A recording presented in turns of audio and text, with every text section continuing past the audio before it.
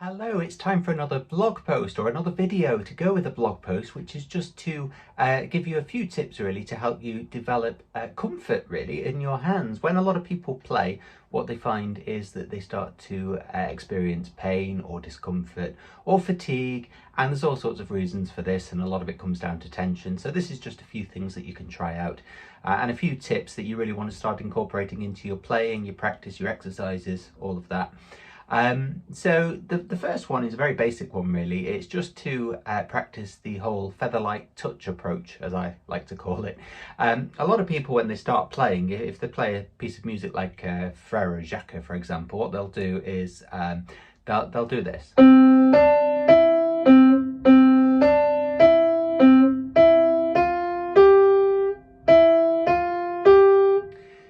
What you can tell, first of all, you can tell that the dynamics are a bit too loud there really anyway. I mean, always assess the dynamics, listen to what you're playing and say, is that a bit too harsh? Even if you want it to be loud, do you want it to be harsh? But also what they're doing, and what you'll have hopefully noticed that I was doing there, is deliberately making an effort with each individual finger to push the key down. And the Featherlike Touch is really just pushing it down as much as you need to, you know, putting minimal effort into it. And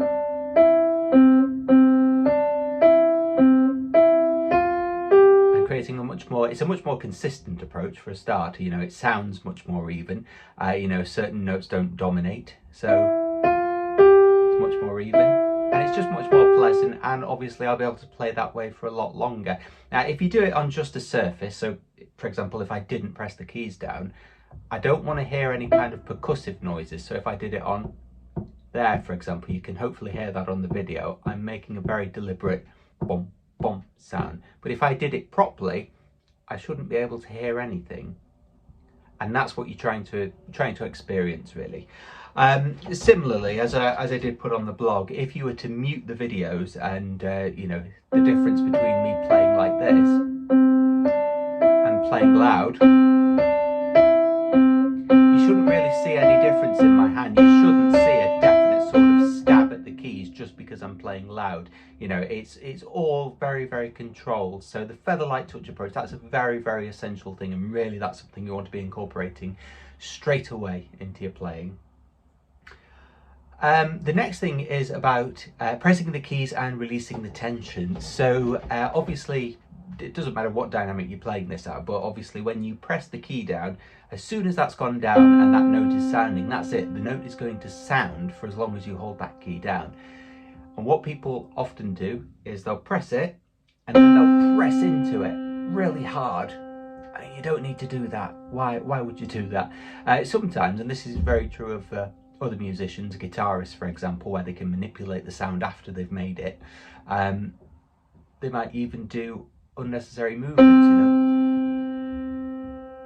that sort of thing. Don't do it. Next tip is to get into the habit of being strict with your fingers and the fingerings that you choose to approach a piece of music with. Firstly, stick to it, and secondly, you know, find something that really, really works. You know, don't go stretching unnecessarily. I use the basic golden rule that a major third, so for example, a C to an E, is the biggest stretch that I want to do between neighbouring fingers, so like 2 and 3, 3 and 4, and 4 and 5 even. I mean, even that's a bit of a push really. I wouldn't do that unless there was very good reason to, but you know, that is like the maximum interval that I'd be looking at, a major third. If it goes to C to F, I definitely wouldn't be doing it with 4 and 5, but I wouldn't even do it with, you know, 2 and 3, probably wouldn't even do it with 1 and 2 to be fair. You know, just think about what you're doing. So an example of this that you can practice with is a lot of beginners like to learn für Release or für Release. And obviously this is not a chordal based thing, but if you treat it as if you have to play all the notes in a particular passage of it at the same time. So for example, you've got all this, which is fine. And then the next phrase is, so those 4 notes are C, E, A, B.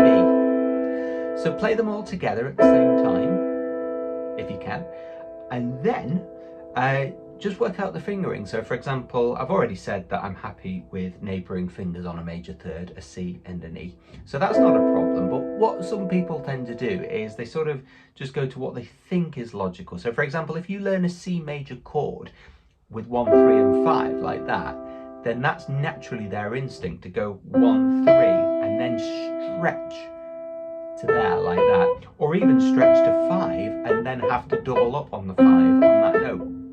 You don't need to do that. Just think very logically about making it as easy as possible. You know, we are creatures of comfort after all, musicians are, and pianists in particular. So make it easy for yourself, you know. Don't be doing this, because that's just an awkward stretch, even for me with very long fingers.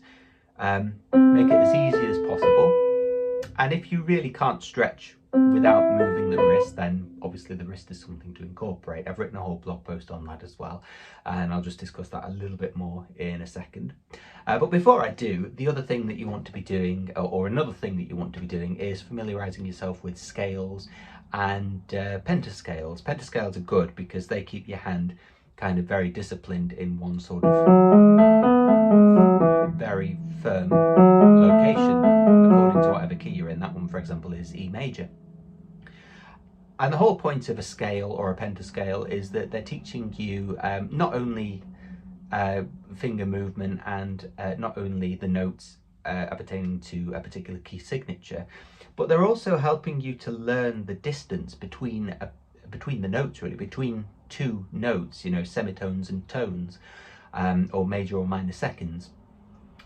So get used to playing pentascales in all the different key signatures, because what tends to happen, or what can happen, especially in a piece of music with a brand new key signature for you, is people get a bit tense and they start to scrunch their hands up. So they'll sort of be like, they don't really want to be too generous with the space they give in case they sort of hover on a wrong note, so they start to scrunch up like that, and technically they're still getting the notes, but that's a really awkward scrunch. You know, be comfortable with it, stretch it out a little bit more, get used to how much space you've got to play with versus, and that scrunching up is something you don't want to do. There's no reason really for tensing the fingers up. If you ever have to do it at all, then it's very, very incidental. You certainly don't want to be playing full passages or bars of music like that. Which just takes me on to the last point, really, which is the wrists. So you've just got to remember that the wrists sort of attach to the hands in a very flexible way. So just visualize it, you know, do that with your hands a few times and just look at the amount of flexibility that you've got just in the hands and the wrists alone. You've got loads, absolutely, and you can do that as well.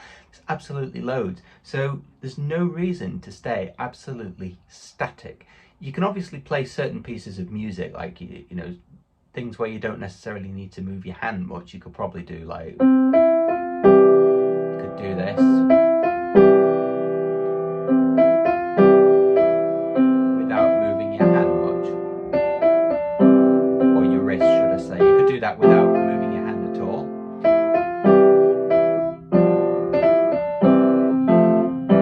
Which is fine, but then obviously you've got to realise that there are points in time where you're going to have to just move from that. Sometimes it's not even a big move, sometimes you just need to move down, and just, rather than that kind of motion, just allow the wrist to sort of take over a little bit. You know, it's got this looseness. Maintain that looseness, use the wrist to your advantage. And they're just a few tips, really. I've put them all on the blog as well, so follow the link in the description for that blog post so that you can catch up on everything, and it goes into it in a bit more detail as well in the blog. But they're just some ideas, really, to help you along and hopefully ease some of that tension that you might be feeling and some of that discomfort, and just help you to enjoy playing the piano more.